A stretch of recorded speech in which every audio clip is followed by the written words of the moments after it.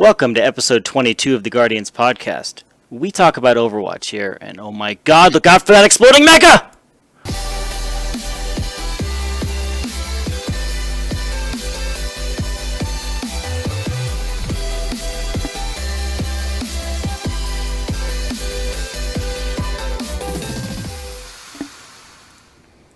Alright, so like I said, it's episode 22 of the Guardians. I'm here with my good friend One Eye. It's been a fairly quiet week in the Overwatch scene, but there's still some stuff that we are going to cover. How's your week been so far, One Eye, other than us streaming? Good. I'll tell you though, I'm excited for this weekend. Game that I was very interested in, but kind of fizzled out on launch is free to play this weekend on Steam, and that's Rainbow Six Siege. So I'm really excited to actually sit down and sink my teeth into it a little bit, since I have some friends who really enjoy it.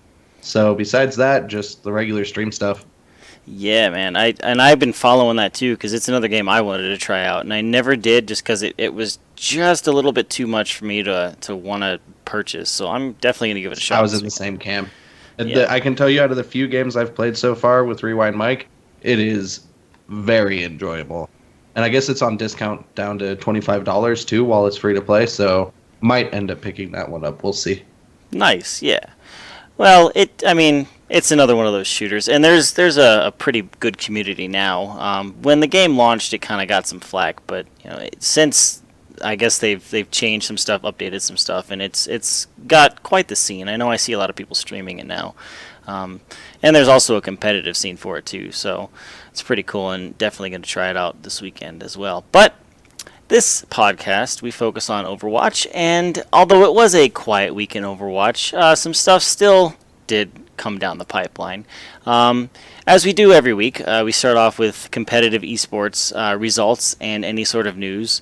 In the Gosu NA weekly number 17, they have it every week. It happens on Sundays for the NA side. We United, a team that was headlined by Too Easy. Those of you who followed the early scene of Overwatch know Too Easy is one of the top players in the scene. So We United defeated CLG 3-1. Notably, Cloud9, Misfits, Envious, TSM, and all the other big names did not compete this week. So it was a fairly easy road to a victory for We United. And then on the EU side of Gosu Weekly number 17, which happened the day before on Saturday, We United defeated Bringos, another up-and-coming team, 3-0. And again, notably, Reunited, SG1, Misfits, no other big names competed because they were all getting ready for other bigger events. In the ESL Atlantic Showdown qualifiers, they had the fourth week of it for EU and NA. Overwatch Kings, Team Era, B-Fly, and We United, and a name you're going to hear a lot in these results, qualified on the fourth side, or the EU side, the fourth week qualifiers. And then on the NAS side, it was Team Delirium, Splice Overwatch, T1P, and Oh No. A lot of these names, I've recognized a couple of names on the roster, but not many. So it's really cool that they're able to compete and qualify for such a big tournament. Beyond the Summit is still going on right now. In fact, I have it up on my second monitor. Cloud9 has already qualified. Team Liquid is currently playing one shot right now for the second spot qualifier, and they are currently up 2-0. I have Nepal up. They're playing on Nepal, and it is currently tied 1-1 in the third set right now. But it looks like if things continue, Team Liquid will secure that spot. But they're up 2-0 right now. And then in the Face It E-League Overwatch Open, the big $300,000 tournament, the first NA quals happened, and Envious qualified for this first spot. They defeated TSM 3-0. And they have these qualifier points. I'm not quite sure what they mean and what threshold you need to get to qualify, but TSM with their second place finish got 22 qualification points, and then Cloud9 and Luminosity, each who finished third and fourth, received 14 points towards qualification. The EU side, number one, Misfits qualified for that first spot. They defeated Anox 3-1. Interestingly enough, though, Misfits and Anox actually roared through the bracket and defeated powerhouses that we're normally used to seeing at the top, like Reunited, Creation Esports, Rogue, and SG1. And then Anox, with their second place finish, got 22 points towards their qualification. And then this weekend, the action continues in E-League with the second round of qualifiers on Saturday and Sunday, and we'll see teams like TSM, Cloud9, Luminosity, Fnatic, and Northern Gaming Red on the North American side, and they're kind of the favorites to qualify, if not this weekend, then in the next time. However, with these upsets on the EU side, it is wide open. I'm not even going to try and predict who's going to make it because it's just absolutely unstable right now. The EU scene, as it is with most games, is just on its head. I mean, you see this talent pop out of nowhere. And then we also have a rumor, strictly a rumor, but there is a source from the competitive gaming Overwatch scene that says that Optic Clan is talking to We United about picking up the roster. And again, this is just a rumor. It has not been confirmed, but that's kind of cool. I mean, we already have FaZe and we already have Rise Nation, so Optic Clan looks like they're trying to jump in. And as you heard me say numerous times over the last couple of minutes, We United has been putting up a lot of results. So that's pretty cool. I mean, it's stuff we're used to seeing with the exception of the EU results with Face It. I mean, these are the teams we see every week. It's not really surprising. Not too shaking at all. Though I like to see that the E-League scene is heating up a little bit. I think that's a cool tournament. I'm excited to see Overwatch broadcast on TV. So the fact that we might get some not well-known teams in there too, at least on the EU side, I mean, I think it's cool. I'm really excited. I can't wait for that tournament to really get going. Yeah. Yeah, and I mean, it's awesome to see all this talent and these organizations that are doing well, and even these grassroots teams that are they're popping up and they're just showing off. I mean, SG1 3 weeks ago, nobody knew who they were, and now they're essentially a staple in the top three of both the NA and the EU side. You know, it's that Finnish team, SG1. It just, I enjoy watching them play. They have a very unorthodox style of play. I mean, they're really good on their communication. So it's nice to see all of this going on, and I hope the competitive scene continues to grow at the pace that it's been growing. But there was a blue post, and why don't you go ahead and cover what the blue post was? It deals with a top 500 in ranked. Yeah, so Lileria went over and posted on the forums about the new system that they put in for top 500. Pretty much what this means is not only region-wide, but console-wide, you can now place in the top 500 players of that region, and you get a new symbol next to your battle tag, gamer tag, PSN, whatever you're using, things like that. The way it's broken down is initially it's broken down by platform, so there's PC, then PS4 and Xbox One. Then within each of those, it's broken down into region. So you could have, different top 500 players in NA than you would in like EU or Asia, and then that's by platform as well. The leaderboard will reset at the start of each season, so if you get 500 at any point, it'll give you credit. You don't have to hold it. You just have to break into 500. It's sort of like your highest ranking, more or less like they're doing now. And then at the end of each season, anybody who breaks into the top 500 will be getting an animated spray, like a fully animated gift spray as a reward. To qualify for the top 500, though, you have to have a minimum skill rating above 60. But other than that, it's a pretty straightforward system. And I think it's a nice way to reward players who are really trying to get into competitive. You know what I mean? Plus, I mean, somebody like myself who isn't really competitive, but is in that weird spot where I'm not exactly casual either, it gives me something to work towards. I want that animated spray. That sounds cool. So I think it's a nice addition. Yeah, and I mean, and for those of us who aren't quite good enough to hit, like the 80s, I think the top person right now on Overbuff and Master Overwatch has a skill rating of 90.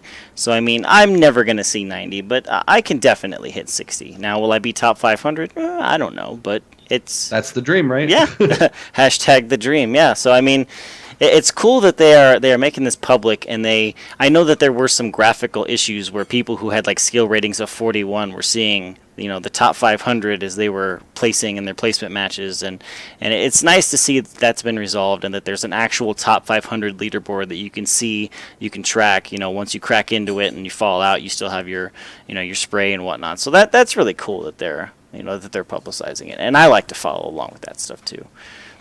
I like how Blizzard's doing it too, because it's similar to the way that they do Hearthstone and things like that, in that it's not if you finish top 500, it's just if you get to break in at some point. You know what I mean?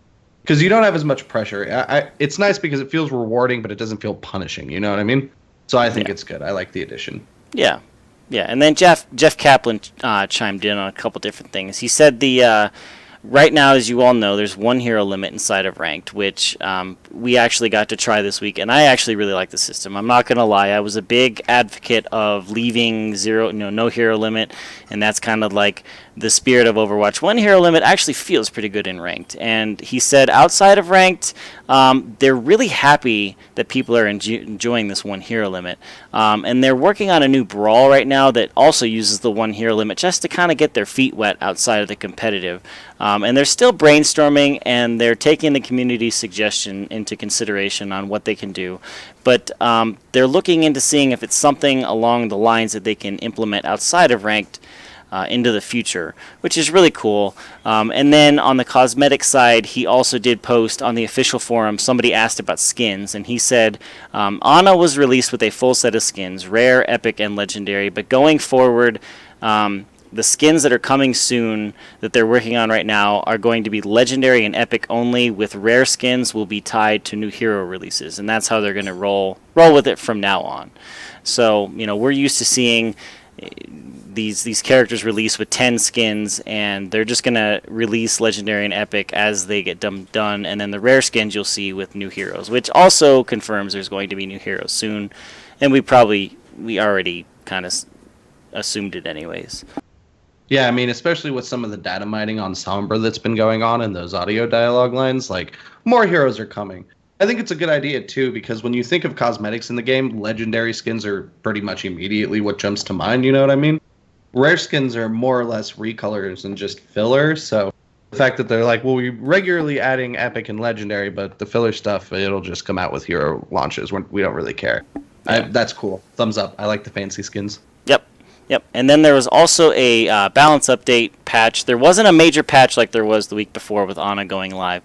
But one of the things that they're trying to balance now is, now that Ana's out and they've got heaps of data, some people in casual and quick play are playing 2 or 3 Anas at once in a game.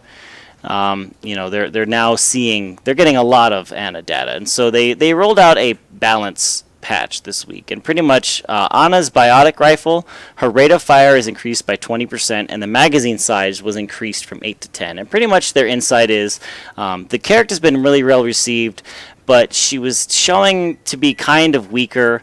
So in addition to helping her feel better to play, the changes should also increase her healing and damage output, which I have seen some people out heal Mercies on Ana, so it'll be interesting to see how those numbers get tweaked. I don't know, you got to play her a little bit. How did she feel pre and post balance patch? In all honesty, I really like the changes they did to her. I don't think anybody was really complaining that Ana felt weak or anything like that. It was just kind of hard to really feel impactful. And last night, I was queuing with Rewind Mike and a couple of their friends, and we were grinding out some ranked. And I was like, I'm just going to play her a little bit. Like, we have somebody who's on Zenyatta or Lucio or Mercy, so I'm just going to play her. And the changes feel amazing. They really do, particularly the rate of fire increase. Don't get me wrong, the magazine size increase is incredibly nice, especially, that's a good, healthy magazine size, but the fire rate is just so smooth now. Like, you really feel impactful just sitting in the back of your team firing into them, because there's no real downtime. You don't have to, you're not really waiting to reload. You're just constantly keeping them up. She feels awesome right now, and I love it. Yeah, and that was one thing that I noticed, is she felt good when I first got to play her, but because her shots do damage and they do healing depending on who you hit, having the larger magazine is nice, and having the larger rate of fire is nice, because she wasn't really, I don't think, built to be a solo support, but you can pull it off if you have the right team comp, especially, double tank and how it's in the meta right now. But increasing the rate of fire and increasing the magazine, she does feel that much kind of well-rounded, and actually it's good. Yeah, and I really like playing her. I wasn't really sold on her the first week she was out, but I actually don't mind her. I mean, we had a game where I was solo supporting on Ana for 80-90% of Numbani, and then we kind of ran into some problems on that last bend, but I mean, she's a viable support, when put in the right comps. So these changes are really good. Also, go ahead. I was just going to say, I wouldn't be wildly surprised to see her come into competitive here in a patch or two. I don't necessarily think she outpaces Lucio or Zenyatta, especially Zenyatta at this point. But with a little bit more, I think she could. Because the amount of utility she brings is absolutely insane. And like I said, the 20% fire rate increase, while it might not seem like it's that impactful since they didn't change her numbers, you feel it. You notice it. I mean, it's nice to be getting golds and healing when you're playing her. So Yeah. considering her amount of utility, I think if they buff her any more, or if people just start experimenting with her more, I could see her coming into competitive. Especially with that ult. Stimmed Reinhardt is what nightmares are made of. It is a nightmare, especially when because you can hear it get popped on him, and then see him light up, and then it's almost like he aims directly at you, in like a million miles an hour, and just you're one done. shots everyone. Yeah, yeah. Also, an update on that Team Liquid one shot. Team Liquid just clinched it 3-0, so they also qualified the second spot this week for Beyond the Summit. So GG's to Team Liquid.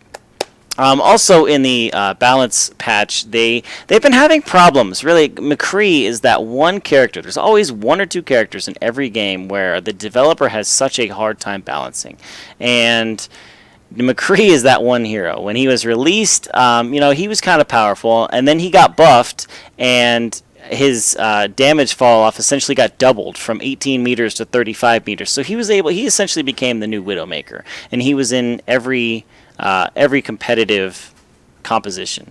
And now they went ahead and they reduced his damage fall off range by 10 meters. So it's a little bit more than at launch, but it's not nearly as bad. The damage fall off amount is unchanged, and as a result, McCree's effective range is still higher than it was at launch. I mean, it's higher than it was in the original 18 meters, start of the fall off, but it's a lot better than it was at 35 meters. You can't pluck a fire out of the sky with 3 body shots anymore, which is kind of nice. And maybe we'll see more fires in competitive and in competitive play and esports now. And then his alternate fire, his Fan the Hammer, the rate of fire was increased by 15%. And finally, the recovery time on his flashbang, his E, was decreased from 0.5 seconds to 0.35 seconds. So the time between him casting it and the time he can fire again was decreased. So they buffed that flashbang Fan the Hammer combo again, but they did decrease his damage fall off. We still see him in almost every game, but he's not as potent as he used to. He's not as scary as he was, which is really nice, especially with the diva changes. You can eat the flashbang, overall, the game feels really balanced, and this patch really did help with that. McCree, he still does the same amount of damage when he's in your face, so just don't let him get in your face. And I don't know, what are your thoughts on it? I think McCree's just, from his design, a difficult hero to balance, just because of how much power is in this kit. Because flashbang, we'll just put it to the side. There's no reason to discuss that. It's obvious how strong it is. But the whole Fan the Hammer, barrel roll, reload, Fan the Hammer combo can erase pretty much anybody to begin with. So having him be able to snipe too with single fires is a lot of power for one hero to have. And I don't necessarily have a problem with him being able to do it at medium range, but it's kind of like the developer commentary said. The range was just a little too much in the right hand. Because there are comps you would see where people would be running McCree instead of like Widowmaker, just because he has more utility, more movement, and can duel safer, you know what I mean? So I don't think we're out of a meta where we're not going to see McCree 76 every single competitive game. It just feels like they're the strongest DPS right now, no matter how you really cut it. But I think McCree is getting really close to that sweet spot. I just feel bad for them just because that is a tough hero to balance, you know what I mean? Yeah, but it shows that they are actively identifying that he's still an issue. He still essentially neutralizes certain characters, but he's a lot more balanced than he was a week ago when they released the Diva patch, and they changed a bunch of stuff, and then all of a sudden you just saw him in every game because he was a must pick, 100% must pick. They're still going to toy them. I think he's in a better spot, but I don't think he's completely balanced. But he's a lot easier to deal with now. So again, instead of just having to just randomly fire at people, and get lucky every now and then, you have to actually have some skill to play him again, which I don't. I can't play him. If you go on Master Overwatch, you'll see I have less than a 50% win rate on him. I'm still trying to figure him out, but eventually I will become a BAMF like Jesse McCree is. And then they also fixed some bugs with this patch, like on the sleep dart will no longer, the targets that are hit by it will no longer instantly recover when they're damaged. So it's essentially like they won't just pop up. The recovery time is now half a second. So there's still a slight delay between taking damage and popping it from the sleep dart. And then they also fixed some user interface compatibility issues. And I saw this, a bug that was sometimes only cause, or Lucio, May, and other models will only partially render, or they would disappear. That's nice, because there were times where I would be playing, and because I play with pretty high sensitivity, I'm whipping all over the place, and I don't see the Lucio, because on my screen, he was only showing up as a gun. And it's like, well, where's the model? Like, we've had I even brought this up in a couple of streams. I'm like, Lucio is not showing up on my screen. I only see his gun. And everyone else is like, what? You're crazy. He's right there. And I'm like, no. So they fixed the bug. So these characters will now correctly render completely instead of just partially in some instances. So, I mean, overall, small balance patch, but it made the game feel more balanced this week. Wouldn't you agree? Yeah, I think it's good. I really don't see the meta changing anytime soon just because of the changes to like Diva and things like that, but it definitely feels better. Not so many McCree headshots from a million miles away, so. Yeah, and that's nice. Well, like we said, it was a slow week this week, and normally we have the community spotlight where we go over one thing that we saw. However, because it was a slow week and One Eye had some stuff he really, really liked, we've got There was cool stuff. Yeah, there's some cool stuff. There's 3 things we want to share. One Eye, his name is One Eye. I just blanked for a second. We'll probably go over the first 2, and then I'll quickly cover the third, because it's one that we saw together. But these first 2 you saw, and they did. I looked at them. They were kind of cool. Why don't you go ahead and go over what they are? Yeah, absolutely. So one of the first ones I wanted to go over was the user Capybara on Tumblr made an Overwatch tarot card deck. So I'm not necessarily somebody who's wildly into the occult, but I really appreciate the artistic direction of these cards. If you look them up, I mean, it fits so well. The skins are in there, the themes are in there. It's fantastic. Strength is Zarya, you know what I mean? Lover is Tracer looking at pictures. Emperor is Reinhardt, and Empress is Bastion. It's just really fun. And the person who actually brought it to my attention, the reason why is because she's a friend of mine and she is into the occult. She has a bunch of tarot card set and she actually printed it out. So I actually got to see it before I saw the link, and that was pretty neat. So kudos to that user for the artistic creation. It's just really creative. I that's not anything I would have thought to come up with, you know what I mean? Yeah. Yeah. Then the other thing that I wanted to cover on my end, and the third thing you wanted to bring up, and I was going to put it down as well, but it felt a little mainstream, but it'll be fun to talk about. The second thing was a 3D printed endothermic blaster from May by the user Passive Flame on Imager. Now, we see a lot of 3D printed creations on this show. We've covered a handful of them whenever we do community spotlights, but this thing is absolutely gorgeous. You can find it on Reddit if you want to look, but it is... I mean, it looks real. It literally looks like it got plucked straight out of the game. The colors are perfect. Everything's there. The detail's flawless. It's the right size. Like, I wish they were being produced, because if I could buy one for my office, I absolutely would. It's gorgeous. It's gorgeous. It's the coolest thing I've seen. Yeah, and for those of you who are watching live, I put the cards and the May gun up on screen so you can see them. I mean, they're absolutely awesome. And then, if you just search for them, they're on Imager, and like he said, Capybara on Tumblr for the tarot cards. But the third one that we wanted to bring up, this is something that he's one of my favorite YouTube channels. I absolutely love the guy. Everybody is... He's great. Come on now. He's hilarious.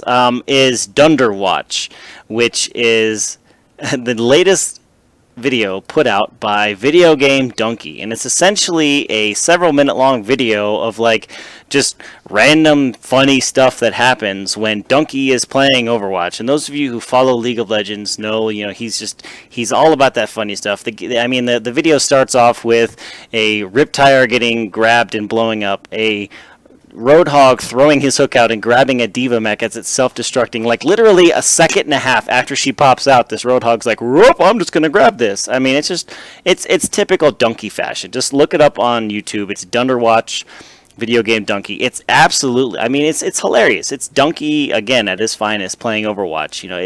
I was laughing. I watched it a couple times. Oh, I thought it was great. See, I'm a big Donkey fan, and back when he was making his Smash Brothers videos, I played with him a little bit because of Twitter.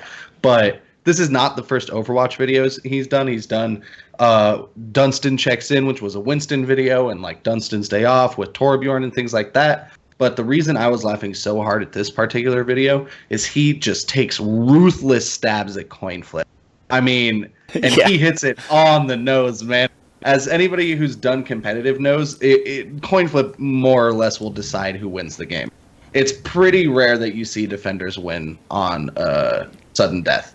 So every single time when he's like, time to use my special move, and you see him hit the Q key, and then he just wins the coin flip. Yeah. Like, it was genius. And that's what I could not stop laughing about. It was funny to see him actually take stabs at competitive this time around. Yeah. Come on, blue. Oh, damn it. It's like, Oh, we lost. we lost. Yeah. I mean, it's one of those videos. It's funny. And I mean, Donkey's a great guy. And last I heard, Donkey beat Sky in Smash. But we'll save that for another topic. So, again, the community is just awesome. It was a pretty quiet week for Overwatch. I'm honestly really looking forward to playing some more either tonight or this weekend or so. I can't get enough of it, especially with the changes they made. I can really enjoy Diva. As you can see in the interface, each one of us has a mecha in the corner of our webcam displays. I mean, the backdrop is Diva. Obviously, I'm in love with her. I think I was like 1-4 with her through 5 games on competitive, and then the patch dropped, and I am 8-1 since. So I mean, I'm really loving Diva. So I'm looking forward to playing some more Overwatch in the next few days, because again, much like when the game was released, I cannot get enough of it.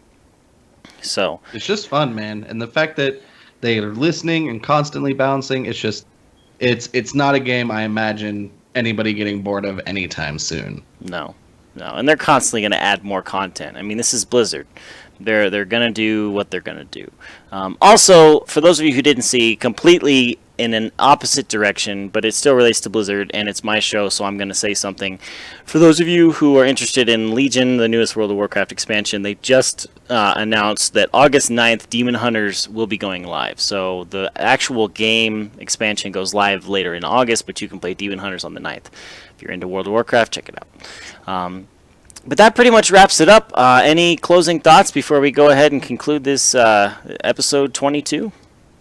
Is this where I should throw in a couple of quick plugs, or are we just going to wrap? You can, throw as many plugs as you want. Okay, well, there are 2 people in particular that I wanted to plug real quick this week before we signed off, just because they put out some videos that I thought were particularly good. First off is my man Lucius Showcase on YouTube. He just released his new series. I believe it's called Retroactive. If I'm wrong, please don't hate me, Luke. But the first video is on the game Fury, which if you have not seen is a crazy game. And that video is absolutely fantastic. So that was the first one that I wanted to plug. And then the second one was from my buddy Mike Tendo from Dude, You Haven't Played This Game. Very hard for me to not jab him and say yet at the end of that, since everybody gets the name of the show wrong and throws it in there. But Dude, You Haven't Played This Game. So if you wanted to look up Mike Tendo, or his YouTube channel is Dongled, Dongled. He just released a video where he revisited the top 5 most expensive NES games in his collection. And for somebody like myself who just is not into that hardcore NES collecting, it's a really interesting video. So I wanted to plug that as well. And let me just say, I watched Lucius's video on Fury, and first off, the game is nothing but boss fights. Like, you play the main protagonist, it's nothing but, like, the cinematic walking to the next boss fight. And the story plays out. I'm not going to ruin it for you guys if you want to play it. It plays out over the course of boss fight after boss fight, but it looks absolutely hysterical. Like, I want to play this game. It's on Steam right now. F-U-R-I, like he said. Check it out. It looks amazing. So, I mean, that's it for this episode. Where can people find you at when you're not doing this? When I am not doing this, people can find me on Twitter as always at NA1I. I'm really easy to get a hold of on there. DMs are open. And then also once a week on Wednesdays, I do the Multitap podcast, which starts at 9 p.m. Mountain, which I believe is 11 Eastern. And a little preview for anybody catching this show. This week's episode is going to be our first video game news. So since the transition of the show and we're taking it a new direction at the start of each month, we're going to do an episode where we have different guests on and talk about current modern stuff that's happening in the gaming world. So be sure to stop by and check that one out. Very nice. Yep, and make sure you check out his streams. He usually streams the same time I do. I forgot I've been doing that for like a week now. Yeah.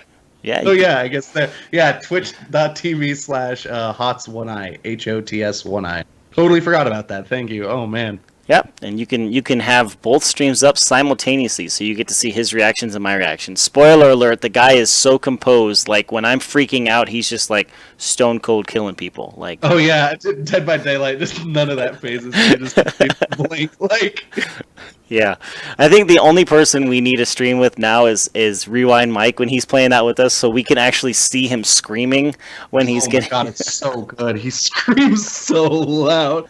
Like, much love to you, Rewind, but oh my god, it is so funny. Yep, yep. But you know, it's whatever. So you can catch One Eye there on Twitch. He's usually streaming the same time I am, and I'm sure he's streaming other times as well. But as for me, twitter.com/veritechgg, twitch.tv/veritechgg, youtube.com/veritechgg, or you can just type Veritech into the search bar there. You could find me all of those places. Also, for those of you who are catching the Guardians in audio format who don't watch it live, you can catch us on Google Play Music and iTunes just by searching the Guardians. We are one of the top results. And yeah, I mean, for One Eye and myself, you can catch us anywhere, or I'm sorry, you can catch us Fridays here on Twitch and YouTube, 8 p.m. Pacific, 8 p.m. Eastern. God, I'm butchering this. 5 p.m. Pacific, right here, Twitch and YouTube Gaming. For One Eye, I am Veritech saying we will see you next Friday here on The Guardians.